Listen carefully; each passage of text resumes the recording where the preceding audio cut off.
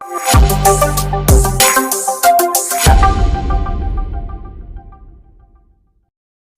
Mass മോട്ടോഴ്സിൽ നിന്നാണ് Honda Activa 4G വണ്ടി വർക്കിന് കയറിയിട്ടുണ്ട്. നിലവിൽ നമുക്ക് പറഞ്ഞേക്കണ വർക്ക് ഒന്ന് എൻജിൻ സൈഡ് ഓയിൽ ലീക്ക് ഉണ്ട്, പിന്നെ വലിയ കുറവ് പിക്കപ്പ് ലോ ആയിട്ടുള്ള കേസ് പറഞ്ഞിട്ടുണ്ട്. അപ്പോൾ നമ്മൾ വണ്ടി ഓയിൽ ലീക്ക് ചെക്ക് ചെയ്യാനൊക്കെ ആയിട്ട് വണ്ടി കയറ്റിയായിരുന്നു. അതേപോലെ തന്നെ വണ്ടി ഓടിച്ച് നോക്കുമ്പോൾ വണ്ടിക്ക് തീരെ വലിയ കുറവായിരുന്നു. വലിയ കുറവ് കാണിക്കാനുള്ളൊരു കാരണം എന്ന് വെച്ചാൽ ഇതിനകത്ത് എൻജിനിൽ ഓയിൽ ഫുള്ളായിട്ട് ഒഴിച്ച് നിറച്ച് വെച്ചേക്കാം. അതായത് ഇവിടെ നോക്കുമ്പോൾ അറിയാം, ഇതിനകത്ത് നമുക്ക് ഏകദേശം ഒരു 950 മില്ലി ഞാനിപ്പോൾ ഇതിനകത്ത് ഊറ്റിയിട്ടുണ്ട്. അതിന് ശേഷം ബാലൻസ് വന്ന ഓയിലാണ് ഇതിനകത്തുള്ളത്. ശരിക്കും ഇതിനകത്ത് 800 മില്ലി കൂടുതൽ ഒഴിക്കാൻ പാടില്ല. Maximum capacity 800 മില്ലിയാണ്. അപ്പോൾ ഇതെനിക്ക് തോന്നുന്നു ഓയിൽ സൈഡ് സ്റ്റാൻഡും വെച്ച് ലെവൽ നോക്കിയിട്ടുണ്ടാവും. അപ്പോൾ ലെവൽ കാണാഞ്ഞതുകൊണ്ട് സൈഡ് സ്റ്റാൻഡുമ്പോൾ തന്നെ വെച്ചിട്ട് ഫുള്ളായിട്ട് ഓയിൽ ഫില്ല് ചെയ്ത് കൊടുത്തിട്ടുണ്ടാവും. അതാണ് സംഭവിച്ചതാണ് കേസ്. സാധാരണ ഒരു ടെക്നീഷ്യൻ എന്തെങ്കിലും ചെയ്യാൻ സാധ്യതയില്ല. കാരണം എന്ന് വെച്ച് കഴിഞ്ഞാൽ അല്ലെങ്കിൽ അത്രയ്ക്കും അറിയാൻ പാടില്ലാത്ത ആളായിരിക്കണം. സ്വാഭാവികമായിട്ട് ഇതിനകത്ത് 800 മില്ലി കൂടുതൽ ഓയിൽ ഒരു കാരണവശാലും ഒഴിക്കാൻ പാടില്ല. അപ്പോൾ ഈ ഓയിൽ കൂടുതൽ ഒഴിക്കുമ്പോൾ സ്വാഭാവികമായിട്ടും അതിൻ്റെ ഉള്ളിൽ വന്ന പ്രഷർ താങ്ങാൻ പറ്റാണ്ട് ഓയിൽ സീലുകളൊക്കെ ലീക്കായി കൊടുക്കും. അത് തള്ളി ഓയിൽ സീലിൻ്റെ ഭാഗത്തേടെ ഓയിൽ തള്ളി പുറത്ത് വരും. അതാണ് ഇവിടെ ഓയിൽ ലീക്കായിട്ട് സംഭവിച്ചത്. ഇവിടെ നോക്കുമ്പോൾ ക്രാങ്ക് ഷാഫ്റ്റിൻ്റെ സൈഡിലുള്ള ഓയിൽ സീൽ ഫുള്ളായിട്ട് പോയിട്ട് ഓയിൽ മൊത്തം അങ്ങനെ തെറിച്ചേണ്ടി കാണാം കേട്ടോ. മൊത്തം സൈഡിലൊക്കെ ആയിട്ടുണ്ട്. ഇതിൽ കൂടെ ഒഴിച്ച് എന്നിട്ട് താഴേക്ക് ഇറങ്ങി പോകുന്നിട്ടുണ്ട്. പിന്നെ അതുകൂടാതെ ഇതും അതുമായിട്ട് ബന്ധമില്ല, പക്ഷേ ഈ ക്ലച്ചിൻ്റെ ഭാഗത്ത് ചെറിയൊരു ലീക്ക് ഉണ്ട്. അതും പ്രകാരം ഞാൻ അതിൻ്റെ ഗിയറിൻ്റെ ഓയിലും കൂടി ചെക്ക് ചെയ്തു. അപ്പോൾ അതിനകത്ത് ഓയിൽ ലെവൽ വളരെ കുറവാണ്. ഈ ഗിയർ ബോക്സിനുള്ള ഓയിലും എഞ്ചിൻ്റെ ഓയിലും രണ്ടും രണ്ടാണ്. അതാണ് ഇത് സെപ്പറേറ്റ് എന്ന് പറഞ്ഞതിൻ്റെ കേസ്. കാരണം എഞ്ചിൻ്റെ ഓയിൽ കൂടുതൽ ഒഴിച്ചതുകൊണ്ട് ഇവിടുത്തെ ഓയിൽ സീൽ പോവില്ല. ഇത് ഗിയർ ട്രാൻസ്മിഷനിലേക്ക് സെപ്പറേറ്റ് വന്ന ഓയിലാണത്. ആ ഓയിലും ലെവല് തീരെ ലേശം ഇല്ലാത്ത രീതിയിലാണ് കിടന്ന് ഓടിക്കൊണ്ടിരുന്നത്. കാരണം അതിൻ്റെ ഇവിടെ ഓയിൽ ലീക്കായിട്ട് ഓയിൽ പുറത്തേക്ക് വന്നിട്ടുണ്ട്. നമുക്ക് ആ കൂടി ഇതിനകത്തുള്ളത് 120 മില്ലി ഓയിലാണ് കേട്ടോ. അപ്പോൾ ഇത് ചെയ്യുന്ന കൂട്ടത്തിൽ കൂടെ ഗിയറിൻ്റെ ഓയിലും കൂടി നമ്മൾ മാറ്റേണ്ടതാണ്. ഇത് ഫുള്ളായിട്ട് ക്ലീൻ ചെയ്ത് ഈ 2 ഓയിൽ സീലും മാറ്റിയിട്ട് വേണം നമ്മളത് റിപ്പയർ ചെയ്യാനായിട്ട്. പിന്നെ ആ ഓയിൽ ഈ ക്ലച്ച് കവറിൻ്റെ ഉള്ളിൽ കൂടെയൊക്കെ ഫുൾ വന്നിട്ടുണ്ട്. ഇതിൽ കൂടെയൊക്കെ ഫുള്ളായിട്ട് ഓയിൽ വന്ന് ഈ കവറിനകത്തൊക്കെ കെട്ടിക്കിടക്കുന്നുണ്ട് ഇതിനകത്ത്. അപ്പോൾ ഫുള്ളായിട്ട് നീറ്റായിട്ട് ക്ലീൻ ചെയ്തിട്ട് വേണം നമുക്ക് റീസെറ്റ് ചെയ്യാനായിട്ട്.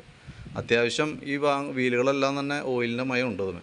അതൊക്കെ ഒന്ന് ക്ലീൻ ചെയ്തെടുക്കേണ്ടതായിട്ടുണ്ട്. ഫുള്ളായിട്ട് നമ്മൾ അഴിച്ച് ക്ലീൻ ചെയ്യാനേ പറ്റുള്ളൂ. കൂട്ടത്തിൽ കൂടെ നമുക്ക് ക്ലച്ച് വീലും ഈ ക്ലച്ച് പുള്ളിയും കൂടി ഗ്രീസ് ചെയ്ത് റീസെറ്റ് ചെയ്യുന്നുണ്ട് കേട്ടോ. പിന്നെ അതുകൂടാതെ നമുക്ക് അതിൻ്റെ എൻജിൻ ഹെഡിൻ്റെ ഇവിടെയും ഓയിൽ സീലിന് ചെറിയൊരു പ്രോബ്ലം വന്നിട്ട് ഗ്യാസ്കറ്റിന്. ആ ഗ്യാസ്കറ്റ് ഇവിടെയും ലീക്ക് വന്നിട്ട് ഓയിൽ ഈ സൈഡും ലീക്കേജ് കാണിക്കുന്നുണ്ട്. അപ്പോൾ ഇതും കൂടി നമ്മൾ ക്ലിയർ ചെയ്യേണ്ടതാണ് കേട്ടോ. കാരണം എന്താ വെച്ച് കഴിഞ്ഞാൽ ഓയിൽ ശരിക്കും പറഞ്ഞാൽ ഓയിൽ കംപ്രഷൻ കൂടുതൽ വന്ന സമയത്ത് അതിൻ്റെ എൻജിൻ്റെ ഉള്ളിൽ എൻജിൻ പ്രഷർ കൂടുന്ന സമയത്ത് സെൻസിറ്റീവായിട്ടുള്ള ഐറ്റംസ് അത് ഓയിൽ സീലുകളാണ്. ബാക്കിയതൊക്കെ മെറ്റൽ കവറേജാണ്. അപ്പോൾ ഓയിൽ സീലുകൾ തള്ളും, ഗ്യാസ്കറ്റുകൾ, ഓറിങ്ങുകൾ ഈ ഭാഗമൊക്കെ ആ പ്രഷർ റിലീസ് ചെയ്യും. ആ വഴിക്ക് ഓയിൽ പുറത്ത് വരും. അതാണ് ഇപ്പോൾ സംഭവിച്ചതാണ് കേസ്. പിന്നെ നമുക്ക് അതിൻ്റെ ഈ ഓയിൽ സീലൊക്കെ മാറ്റണമെന്നുണ്ടെങ്കിൽ ക്ലച്ച് ഫുള്ളായിട്ട് അഴിക്കേണ്ടതാണ്.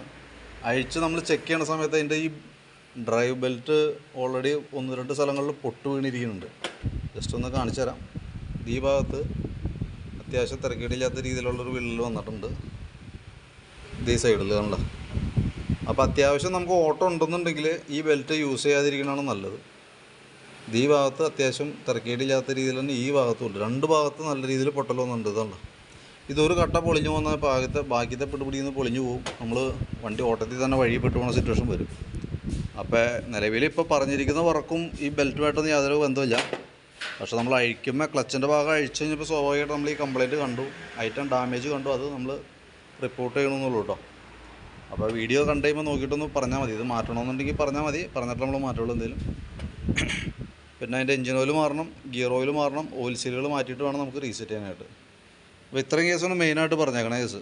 പിന്നെ നമുക്ക് ജനറലായിട്ട് സർവീസോ വേറെ വർക്കുകളൊന്നും പറഞ്ഞിട്ടില്ല. അതുകൊണ്ട് തന്നെ നമ്മൾ ഈ പറഞ്ഞിരിക്കുന്ന വർക്ക് മാത്രമാണ് നോക്കുകയുള്ളൂ കേട്ടോ. ജനറൽ സർവീസൊക്കെ ആണെങ്കിലാണ് നമ്മൾ കോമൺ ആയിട്ട് എല്ലാ ഭാഗം ചെക്ക് ചെയ്യുള്ളൂ. ഇതിപ്പോൾ നിലവിൽ ഈ പറഞ്ഞിരിക്കുന്ന പിക്കപ്പ് ലോയും ഓയിൽ ലീക്കും മാത്രമാണ് പറഞ്ഞത്. അപ്പോൾ ആ വർക്ക് മാത്രമാണ് നമ്മൾ നോക്കണതും ആ ചെക്ക് ചെയ്യണത് ക്ലിയർ ചെയ്യണത് കേട്ടോ. അപ്പോൾ അതിൻ്റെ ഒരു എസ്റ്റിമേറ്റ് ആ ബെൽറ്റ് അടക്കം ഉൾപ്പെടുത്തിയ ഒരു എസ്റ്റിമേറ്റ് ഇടാം. വീഡിയോ കണ്ടിട്ട് നോക്കിയിട്ടൊന്ന് റിപ്ലൈ ഇട്ടാൽ മതി. ബെൽറ്റ് മാറ്റണമെങ്കിൽ നമുക്ക് കൂട്ടത്തിൽ കൂടെ മാറ്റി പോവാം. അതിന് വേണ്ടിയിട്ട് പിന്നെ ഒരു ലേബർ കോസ്റ്റ് കാര്യങ്ങളൊന്നും വരില്ല. കൂട്ടത്തിൽ വരുമ്പോൾ ആ ബെൽറ്റിൻ്റെ എമൗണ്ട് മാത്രമേ വരുള്ളൂ. മാറ്റണമെങ്കിൽ മാറ്റാം. ഇനി അതല്ലെങ്കിൽ ആ രീതിയിൽ തന്നെ സെറ്റ് ചെയ്യണമെങ്കിൽ ആ രീതിയിലും സെറ്റ് ചെയ്യാം. അപ്പോൾ നോക്കിയിട്ട് എന്തെങ്കിലും ഒന്ന് റിപ്ലൈ ഇടാം. അതനുസരിച്ച് നമുക്ക് വർക്ക് കംപ്ലീറ്റ് ചെയ്യണം.